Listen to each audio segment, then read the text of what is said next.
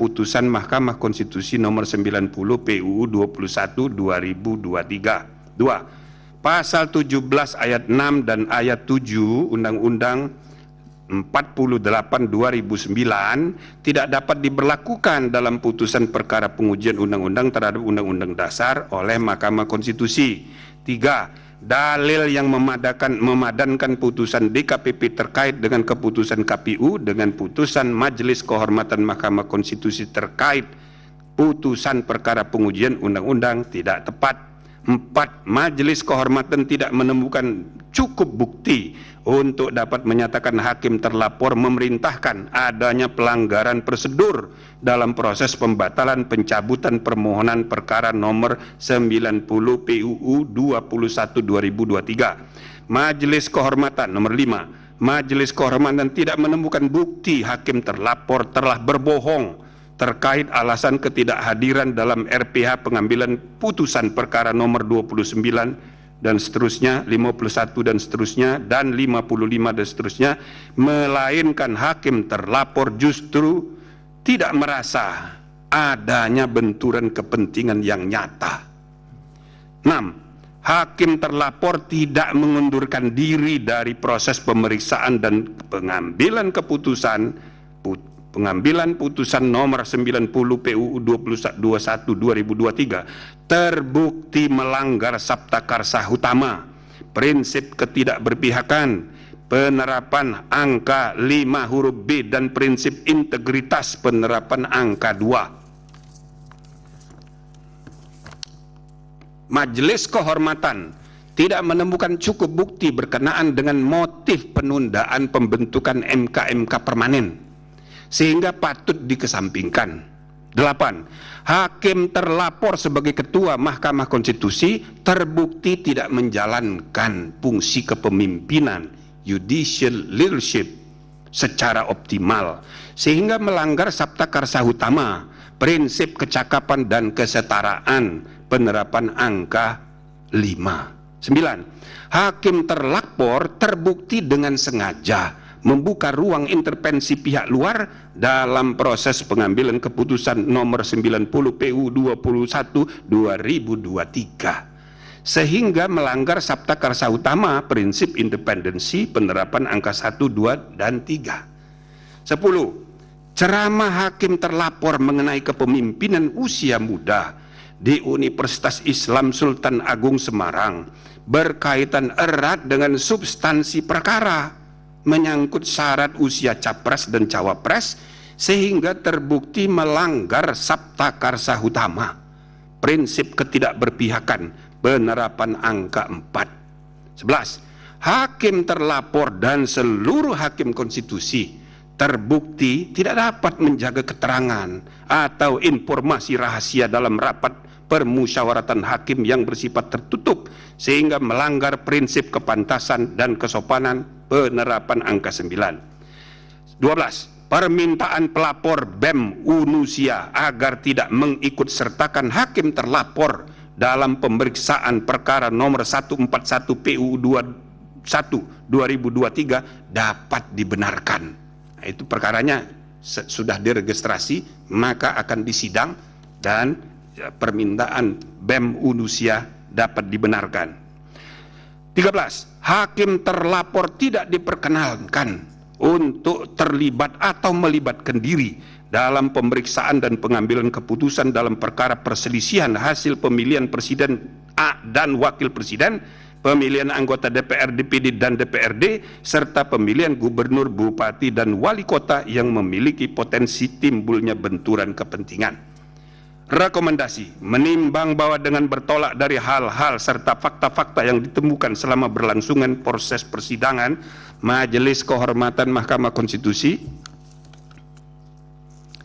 memandang penting merekomendasikan hal-hal berikut. 1. Hakim konstitusi tidak boleh membiarkan kebiasaan praktek saling pengaruh-mempengaruhi antar hakim dalam menentukan sikap, dalam memeriksa, mengadili, dan memutus suatu perkara yang menyebabkan independensi tiap hakim sebagai 9 pilar tegaknya konstitusi menjadi tidak kokoh dan pada gilirannya membuka peluang untuk terjadinya pelemahan terhadap independensi struktural kekuasaan kehakiman Mahkamah Konstitusi secara kelembagaan. 2.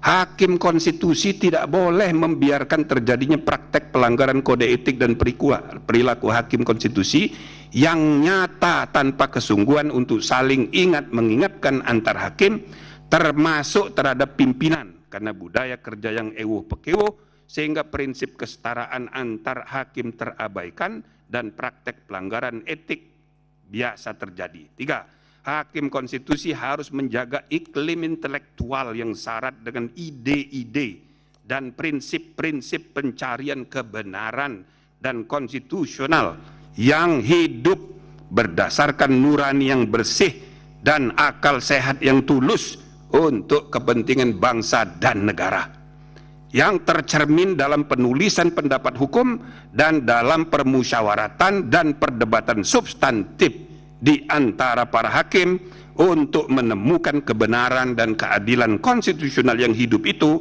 sebagaimana mestinya. 4. Hakim konstitusi secara sendiri-sendiri dan bersama-sama harus memiliki tanggung jawab hukum dan moral untuk menjaga agar informasi rahasia yang dibahas dalam rapat permusyawaratan hakim tidak bocor keluar. 5. Majelis Kehormatan merekomendasikan agar diadakan revisi Peraturan Mahkamah Konstitusi nomor 1 tahun 2003 tentang Majelis Kehormatan Mahkamah Konstitusi, terutama dengan meniadakan mekanisme Majelis Kehormatan Banding, atau bila mana dinilai sangat diperlukan maka sebaiknya diatur dalam undang-undang, bukan diatur sendiri oleh Mahkamah Konstitusi. Nah, sebelum saya amar itu namanya jeruk makan jeruk, ya kan? Nah, tapi itu jeruk makan jeruk tidak masuk di putusan. Nah, yang terakhir, amar putusan. Mengingat Undang-Undang Nomor 24 Tahun 2003 tentang Mahkamah Konstitusi yang telah diubah terakhir dengan Undang-Undang Nomor 7 Tahun 2020 tentang perubahan ketiga atas Undang-Undang Nomor 24 Tahun 2003 tentang Mahkamah Konstitusi dan Peraturan Mahkamah Konstitusi Nomor 1 Tahun 2023 tentang Majelis Kehormatan Mahkamah Konstitusi,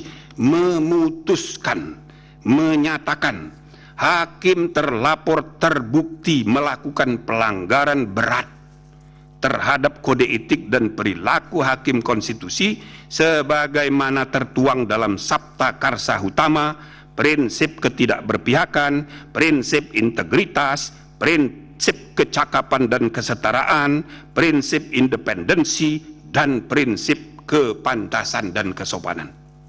2. Menjatuhkan sanksi pemberhentian dari jabatan Ketua Mahkamah Konstitusi kepada hakim terlapor. 3. Memerintahkan Wakil Ketua Mahkamah Konstitusi untuk dalam waktu 2 kali 24 jam sejak putusan ini selesai diucapkan memimpin penyelenggaraan pemilihan pimpinan yang baru sesuai dengan peraturan perundang-undangan. 4. Hakim terlapor tidak berhak untuk mencalonkan diri atau dicalonkan sebagai pimpinan Mahkamah Konstitusi sampai masa jabatan hakim terlapor sebagai hakim konstitusi berakhir. 5. Hakim terlapor tidak diperkenankan terlibat atau melibatkan diri dalam pemeriksaan dan pengambilan keputusan dalam perkara perselisihan hasil pemilihan presiden dan wakil presiden, pemilian anggota DPR, DPD dan DPRD, serta pemilihan gubernur, bupati dan wali kota yang memiliki potensi timbulnya benturan kepentingan. Selanjutnya, saudara-saudara, ada dari 3 orang pendapat berbeda 1 orang. Saya persilakan. Terima kasih. Kedua, terhadap putusan sanksi oleh Majelis Kehormatan terhadap hak